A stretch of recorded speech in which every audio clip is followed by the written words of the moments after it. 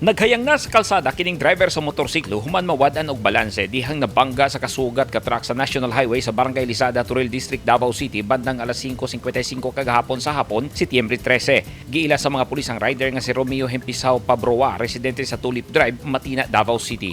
Samtang ang driver sa truck giilang si Gilbert Tubat Lantad, taga Lamanan, Kalina ning syudad. Subay sa report sa kapulisan padulong sa Diego City, Davao del Sur ang direksyon sa truck. Samtang sa sentrong bahin sa syudad ang rider dihang mi-overtake ang motorsiklo sa laing sakyanan ug misubay sa kasugat nga lane, samtang ang truck saktong pasulod usab sa inner lane, hinungdan nga nag-abot ang duha ka mga sakyanan. Gidala sa SPMC ang driver sa motorsiklo. Samtang nasikop sa drug bypass operation sa kapulisan sa Turil Police Station 8 ang nagapahiyot og illegal nga droga sa Procvision, Barangay Lisada, Turil, Davao City bandang alas 8 kagabi, Setyembre 13. Napalitan og nakuhaan og gituho ang shabu ang suspect nga giila sa mga pulis nga si Cyril James More Miasco, 20 anyos, og balor 18,080 pesos.